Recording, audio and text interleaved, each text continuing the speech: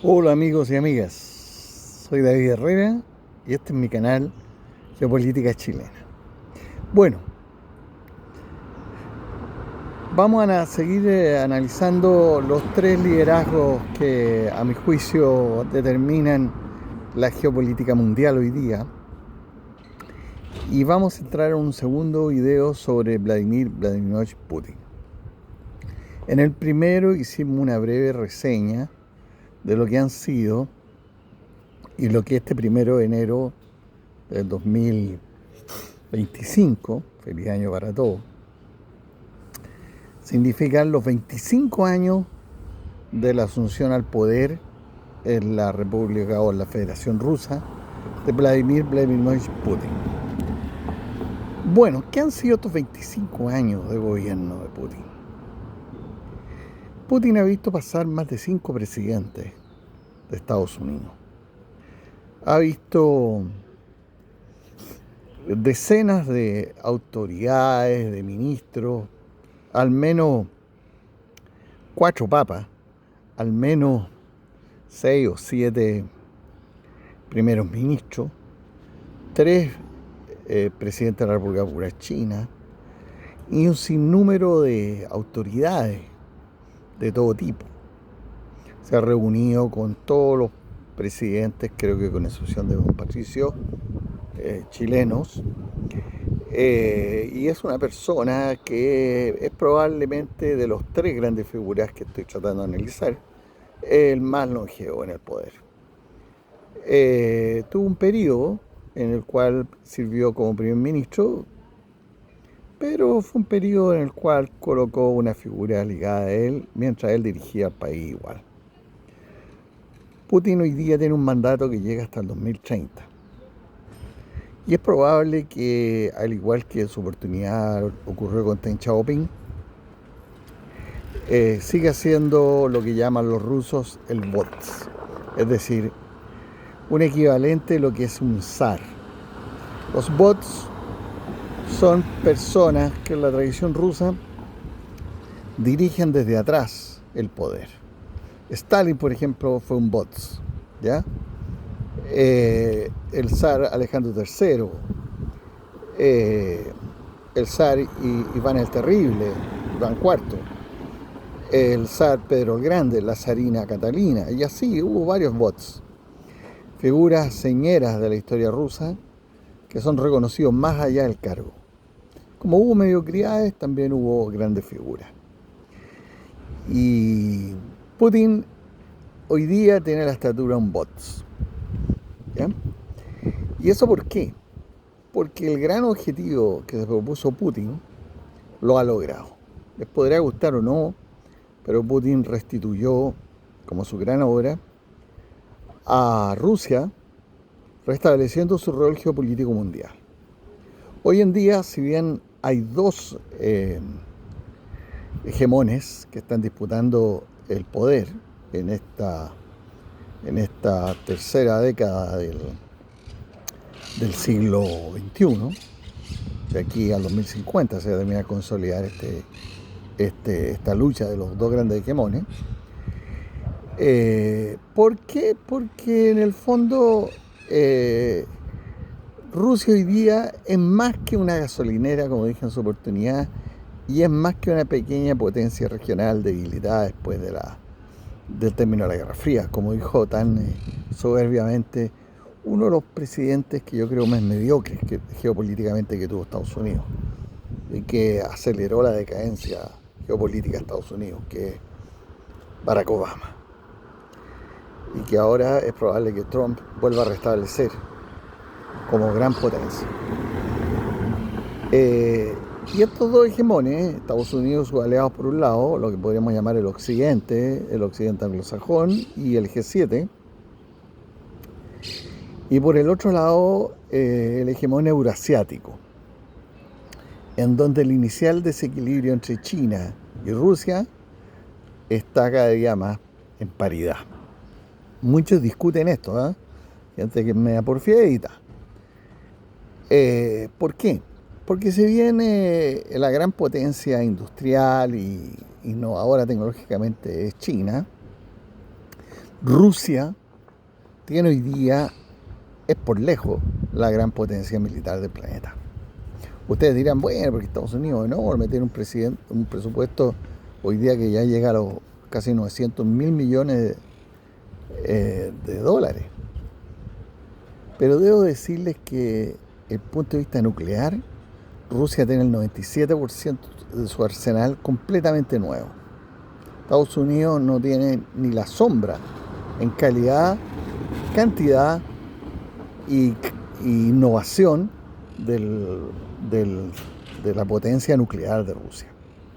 Rusia además es hegemónica en hipervelocidad. Recientemente Rusia, por ejemplo, ha logrado que sus misiles y que sus drones tengan inteligencia artificial. Es decir, no necesitan el GPS. Ellos llevan una inteligencia artificial que les permite tomar decisiones con independencia de su controlador. Es decir, si no logran identificar el blanco inicial, ellos buscan un blanco. Y un blanco que está seleccionado por inteligencia artificial. Esto le brinda una superioridad en el campo de batalla terrible. Rusia además se está convirtiendo a través de su política de sustitución de importaciones en un tremendo desarrollador de tecnología electrónica, en la creación de máquinas de herramientas. En esto no hay que engañarse, Rusia es una potencia científica hoy día, que se está acelerando a un nivel increíble. Ha ido sustituyendo importaciones tecnológicas y con el apoyo de China y de sus aliados, incluso de Corea, por mucho que miremos en menos a Corea, como decía Stalin, la cantidad se convierte en calidad. Y los rusos saben que eso hace la diferencia. Putin además no está aislado. Putin ha demostrado estos últimos 25 años que es una figura que es escuchada en prácticamente el sur global completo. Ya en una parte importante del mundo occidental lo toma en cuenta para sus definiciones geopolíticas.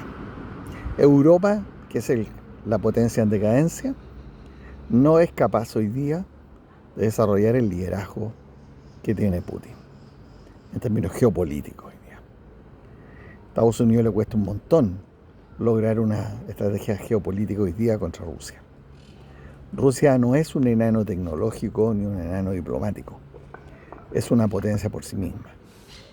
Tiene la mejor relación con el continente africano, que es el continente que está despertando y que tiene una gran potencialidad. Es interlocutor válido en casi 9 naciones de Latinoamérica. Y ustedes dirán, bueno, pero son países. A ver, estamos hablando de Venezuela, estamos hablando de México, estamos hablando de Brasil, del cual es socio en los BRICS. Estamos hablando de gran parte de los países centroamericanos. Estamos hablando de Nicaragua, estamos hablando de Colombia, estamos hablando, en fin, de una buena parte de Latinoamérica que tiene excelentes relaciones con Rusia. Con Asia tiene mejores relaciones incluso que China. Es socio prioritario con Vietnam, con Malasia, con Indonesia, con Camboya, con la India. Con la India es su socio estratégico militar y económico. Entonces, cuando uno habla de Rusia, país aislado, no tiene ni idea. El sur global y el Asia, África, Latinoamérica, no tienen ningún problema con Rusia. Y la figura de Putin es una figura destacada. Occidente ha querido impedir el despliegue de Putin en el mundo, pero Occidente se equivoca.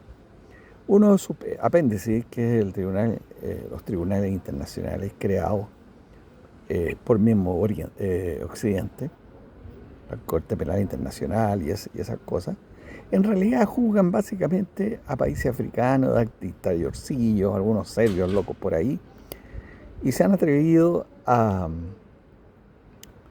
dar una orden de detención.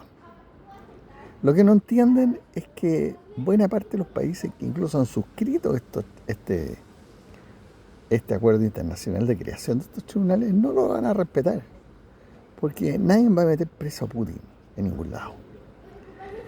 Ya ocurrió en Mongolia, que invitó a Putin al aniversario de la batalla de Kaliningrado, que fue una batalla fundamental para detener el imperialismo japonés en su intento de ocupar Mongolia y Manchuria, y recibió con todos los honores a Putin.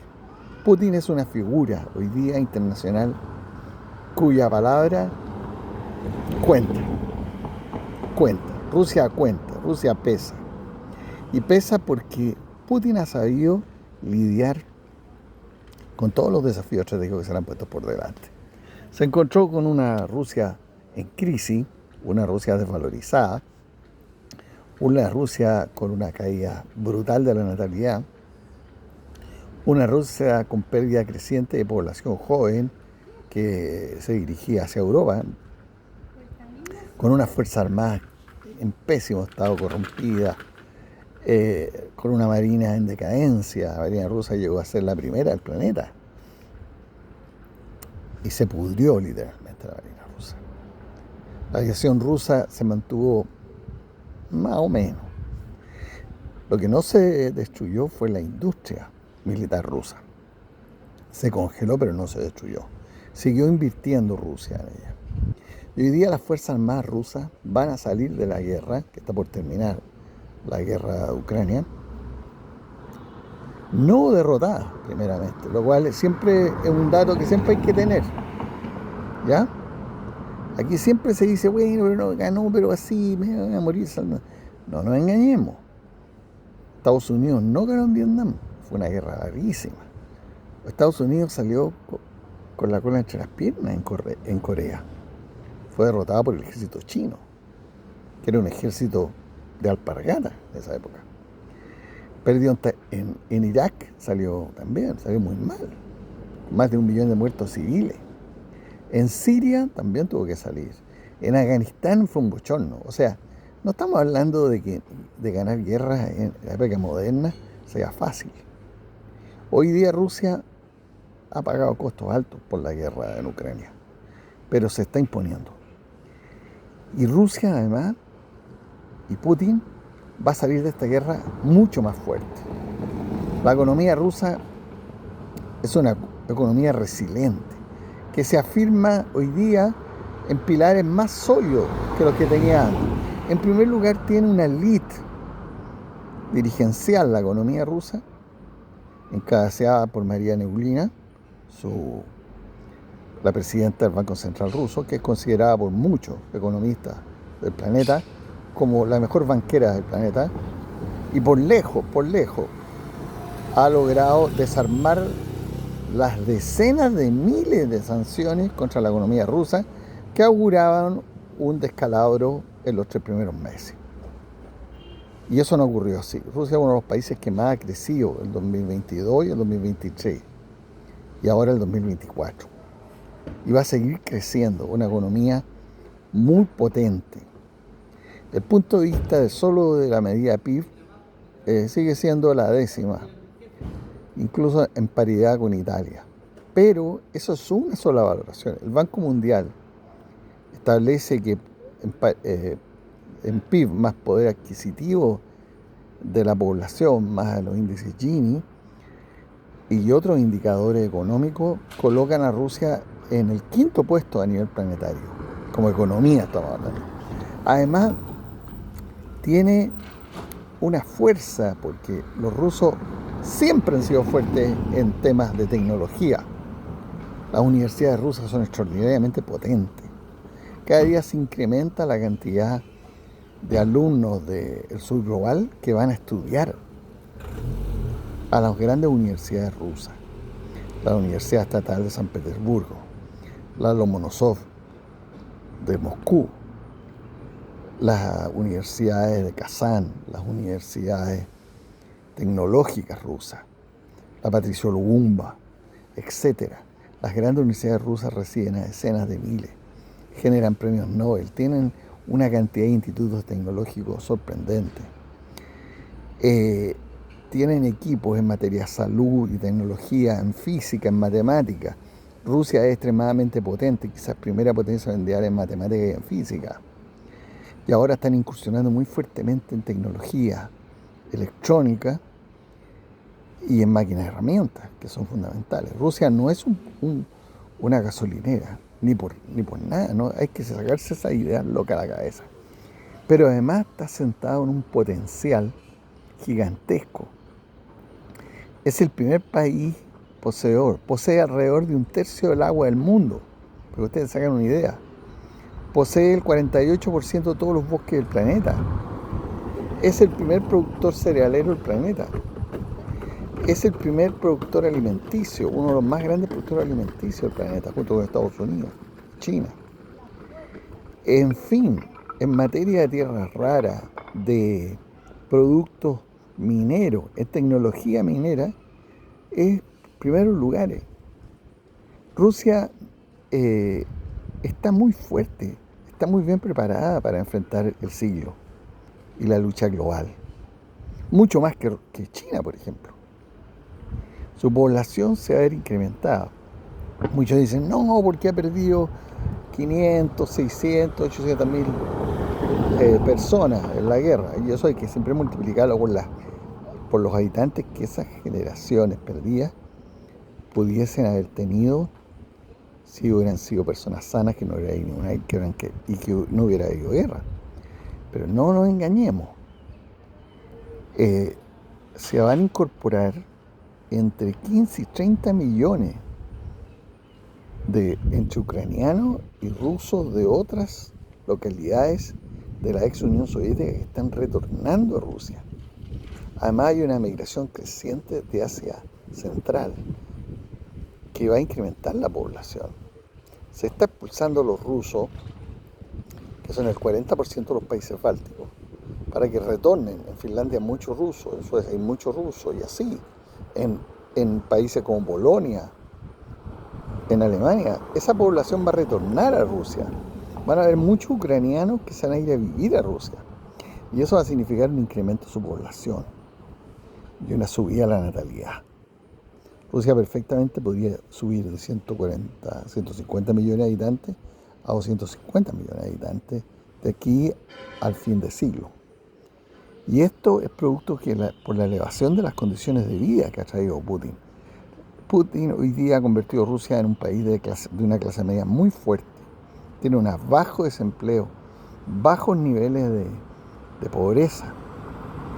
Hay menos desigualdad entre el campo y ciudad. Hay un creciente aumento de la población en el lado del Pacífico, de Oriente de Rusia.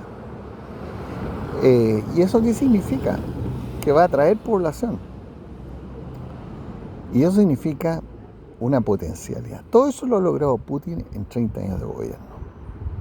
Es un liderazgo además que está absolutamente identificado con las tradiciones más antiguas de Rusia. Hay gente que hace caricaturas de esto, ¿eh? Y nos habla de democracia y nos dice, mire, es que estos tipos son autoritarios. Pero eso es no entender que los países tienen culturas políticas. Es como cuando uno analiza el capitalismo. El capitalismo asiático, por ejemplo, fue gestado por los estados, no por un trabajo como ocurrió en Inglaterra o en Occidente, en Alemania, en Estados Unidos, donde el mundo privado fue clave. No, en Asia todo fue creado por decisión estatal. Corea es el mejor ejemplo. Estaba hablando de Japón, China, que ha instalado un capitalismo de Estado exitoso, Vietnam, la India, ¿ya? Que fue socialista hasta hace pocos años y sigue teniendo un fuerte arraigo del Estado. Y así, en Malasia, en Singapur, el capitalismo que ha creado una gran y inmensa clase media en todos estos países, igual que en Rusia, donde más del 70% de la población es de clase media hoy día, y los estándares de vida y de salud son muy altos, tanto que ha llevado al Fondo Monetario Internacional y el Banco Mundial a clasificar como un país medio alto, o sea, no es un país pobre, eso es lo que les quiero decir. Y eso se ha logrado saliendo de un nivel de miseria que la llevó el capitalismo salvaje a los 90, después de la destrucción de la Unión Soviética. Por eso siempre Putin se dio cuenta que para Rusia la caída de la Unión Soviética significó la mayor catástrofe geopolítica. Y él ha logrado restablecer en 30 años, desde el 1 de enero del año 2000, el estatus de gran potencia geopolítica y económica e influyente de Rusia. Esa es la obra maciza de un personaje que sin duda va a seguir, porque esta persona tiene 72 años ya, le debe quedar, no sé, vida para unos 80, 85 años, pero igual que Deng Xiaoping va a seguir siendo influyente hasta su muerte. Quizá el talón de Aquiles puede ser la sucesión, pero no nos engañemos. Putin no es Rusia, no es el gobierno ruso. Putin refleja una oligarquía, una élite gobernante profundamente nacionalista, con un arraigo religioso muy potente, una nación tolerante. Rusia se declara no confesional, pero Rusia reconoce 4 religiones y las respeta y las fomenta. Es uno de los países que más construye, por ejemplo, templos budistas, construye mezquitas, como la gran mezquita Moscú, construye sinagogas. Es decir, no es por nada que en la mesa de trabajo de Vladimir Putin en el Kremlin están los 4 libros sagrados, las obras de Buda, el Talmud, el Corán y la Biblia. ¿Y por qué? Porque si bien la gran raíz de Rusia es la Iglesia Ortodoxa, Rusia se ha construido porque es una nación plurinacional. Más de 200 pequeñas y grandes nacionalidades. Están los rusos étnicos, los bielorrusos, los rusos blancos, los viejos rusos, que son ortodoxos, que se dividieron hace 3 años atrás y han retornado a Rusia hoy día. Hay judíos, casacos, tártaros, y así una innumerable cantidad de nacionalidades que conforman este caleidoscopio que es hoy día la Federación Rusa. Y Putin navega y logra unificar esa realidad. Hoy en día la influencia de Putin es inigualable en Europa. Al menos buena parte de los húngaros, de varios países de Centro Europa, países como Alemania, en Italia, en España, en fin, en varios países, ven con buenos ojos a Putin. La hegemonía liberal occidental que ha dirigido estos últimos 20 años Europa está absolutamente sin liderazgo. Y Putin va a emerger de esta guerra con un estatus mundial. Y eso yo quiero dejarlo claro. No es una glosa, una alabanza, un elogio. Hay aspectos que a mí no me gustan de Putin. No ha logrado disminuir los niveles de corrupción. Todavía hay mucho oligarca y hay mucho político corrupto. Recientemente destituyó al ministro de Defensa que dirigió la primera etapa de la guerra, ¿ya? Sergei Shoigu, y a todas sus planas generales por corrupción, y colocó a un civil, Mishustin, a cargo de todo esto. ¿Por qué? Porque Putin sabe que hay una corrupción estructural en Rusia. Y eso es un punto débil. El segundo punto débil que tiene es lo que muchos amigos le ha llamado la atención, que es el centralismo. La verdad que el centralismo ruso viene de muy atrás. Viene de la Rus de Kiev, en la plena Edad Media. La lucha contra los tártaros, contra los mongoles tártaros, que dominaron y esclavizaron a la Rus se logró derrotar básicamente por el centralismo.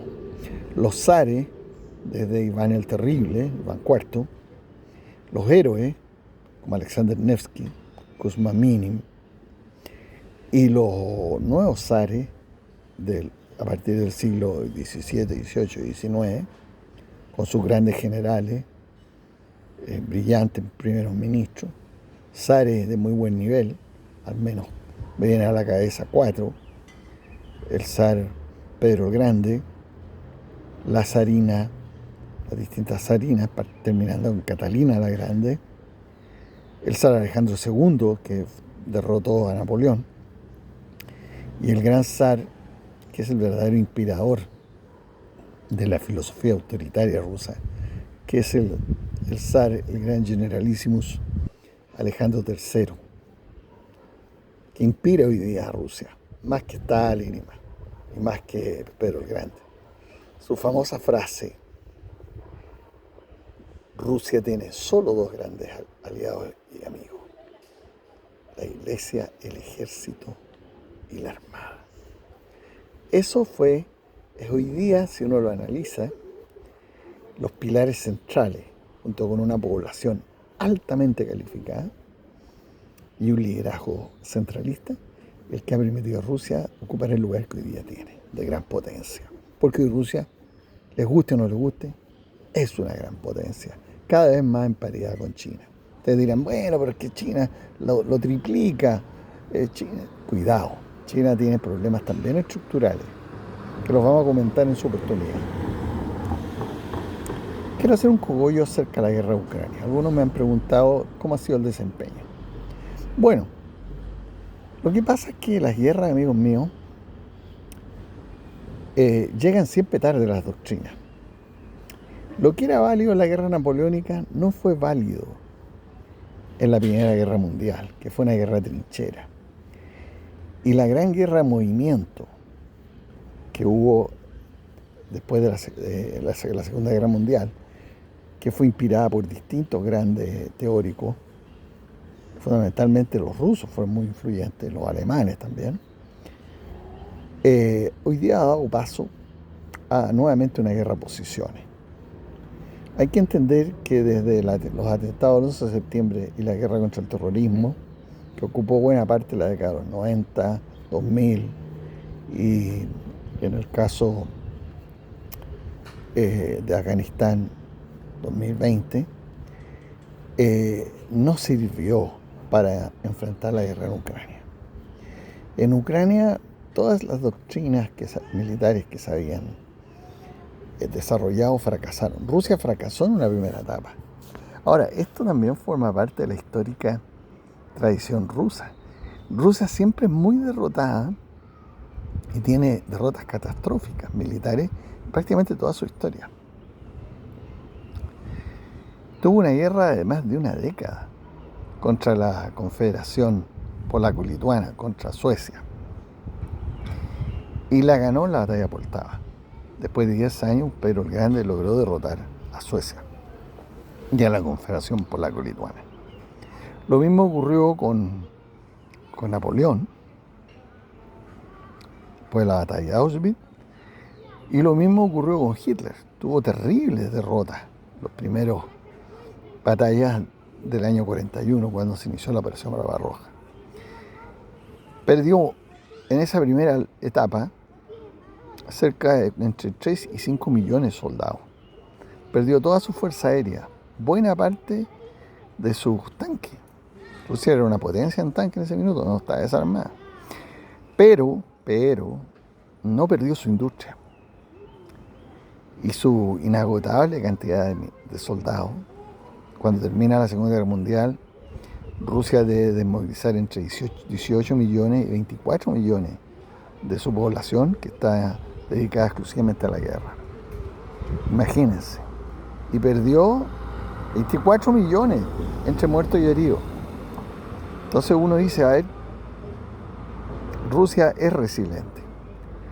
Y en esta guerra le ocurrió lo mismo. Creyó que iba a ser un paseo, y el 2022, hasta mediados del 2023, fue derrotado. por Ucrania. Fue expulsado de los territorios ocupados y solo mantuvo una pequeña franja en torno al Mar Negro y el Mar de Arabia, del mar y hay otras áreas que hay ahí. Y esto no fue fácil, porque tuvieron que cambiar de doctrina y lo lograron hacer. Generaron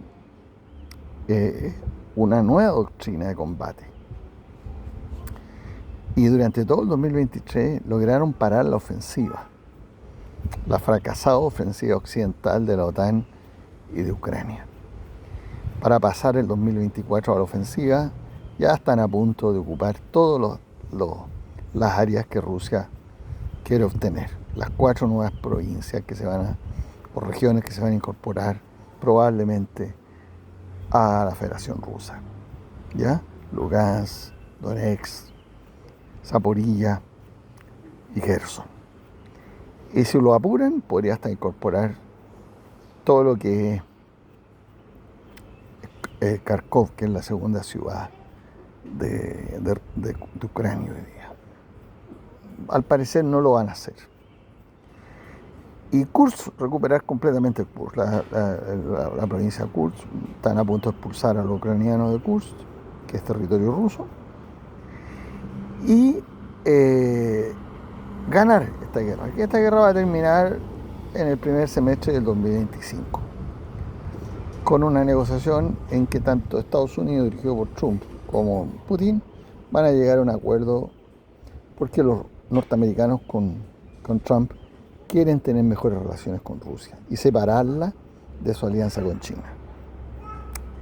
Bueno, ¿y en qué estado va a quedar el ejército rojo? Perdón, el ejército de la Federación Rusa. Miren, inteligentemente, y al igual que lo pensó Stalin en su oportunidad, la cantidad se convierte en una cualidad. Y lo simple es mejor que lo complejo. Rusia ha logrado aprovechar sus viejos arsenales soviéticos y le ha sacado un uso extraordinario. Rusia supera en 6 a 10 veces la artillería occidental completa. Produce en un mes lo que la OTAN en conjunto produce en un año, en un mes produce lo que Occidente produce en un año en munición de todo tipo. Es el primer productor de misilística. Es el único país que va a salir con una capacidad de misiles de mediano alcance hipersónicos que no lo tiene nadie. Se va a convertir, lo más probable en los próximos años, en la primera flota submarina del planeta, tanto de combate como de armas nucleares.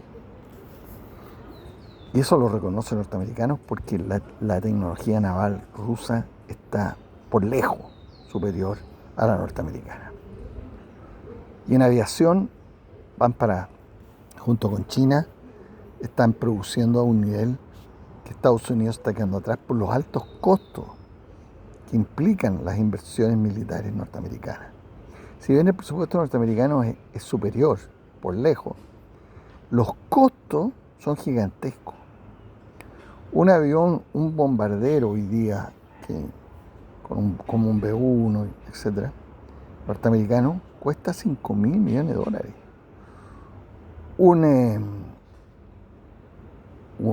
Un bombardero Tupolev, un Tu-60, cuesta $200 millones. Un tanque ruso, un T-90 o un T-72 modernizado, bordea el millón y medio. Un tanque nuevo, Abrams, cuesta $15 millones. Entonces uno va diciendo, a ver, pero ¿qué ha demostrado Rusia en esta guerra? Ha demostrado que puede innovar manteniendo costos que le permiten sostenerse en combate. Denle 10 años más a Rusia y va a duplicar la potencia de fuego de la OTAN. Y eso significa que si Rusia quisiera, cosa que yo no creo, puede expandirse hacia Europa. Aquí hay una paradoja. Rusia no quiere restituir las fronteras de la antigua Unión Soviética. No quiere anexarse nada. Hay una histeria en Polonia y en muchos países en Europa que Rusia no fomenta. Y hay una pérdida de influencia de los grandes países europeos, Inglaterra, que está en una decadencia militar terrible, Alemania y Francia, que no lograrían combatir con Rusia ni un mes, porque sus ejércitos hoy día están en un estado deplorable. Una anécdota, la Bundeswehr ha hecho práctica con rifles de palo. Ustedes me dirán, qué exagerado, Herrera. No, busquen y encontrarán los datos. ¿Ya? Francia tiene munición para combatir 2 meses. Al ritmo de Ucrania hoy día. 2 meses. Puede movilizar con suerte 80.000 soldados bien adiestrados. ¿Ya? A un ritmo de muertos y heridos en esta guerra que no resistiría Inglaterra, ni Francia, ni Alemania. Además, la sensibilidad europea no aguanta ver aterrizar aviones con 1.000 cadáveres en bolsas negras. Le ocurrió a Estados Unidos en la guerra de Vietnam y le va a ocurrir a los europeos. La capacidad de sufrimiento de la población europea es igual a 0. Rusia no. ¿Y qué quiero decir con esto? Que de todo esto depende de la idiosincrasia de las tradiciones. Es una elección que también es válida para Chile, ¿eh? Ojo, aquí los argentinos que nos están arrastrando el poncho creen que enfrentarse a Chile es un paseo. Pinochet, que era un hombre que no quería la guerra con Argentina, y en general el Estado Mayor chileno, la diplomacia chilena, en el año 78, 82, sabía que Argentina tenía mucha superioridad militar, con excepción de la Marina, en que estábamos empatados. Pero ellos calculaban que en la primera semana iban a haber 20.000 muertos y heridos. Y que esto no iba a ser un paseo. Que Chile iba a dar una batalla tremenda. Y eso es porque hay convicciones. Y Rusia las tiene, y Europa no. Y eso es producto de un liderazgo. ¿Qué va a pasar con Putin? Lo que yo le auguro, va a haber una transición al poder compleja, como siempre ha sido en Rusia, ¿eh? No nos engañemos. Han habido periodos de gran liderazgo, largo, como fue el de Pedro Grande, el de Catalina y el de Stalin, pero también ha habido decadencia. Es de esperar que emerja una figura de transición. ¿Y quiénes pueden ser? Curiosamente puede ser una mujer. ¿Quién? María Nebulina. Escuchen bien ese nombre. Bueno, amigos, con esto termino el análisis de la figura de Vladimir Vladimirovich Putin y espero que les haya gustado. Y vamos a partir en el siguiente video con el análisis de otro gran liderazgo, Xi Jinping. Hasta luego, suscríbanse, denle un clic y difundan. Muchas gracias.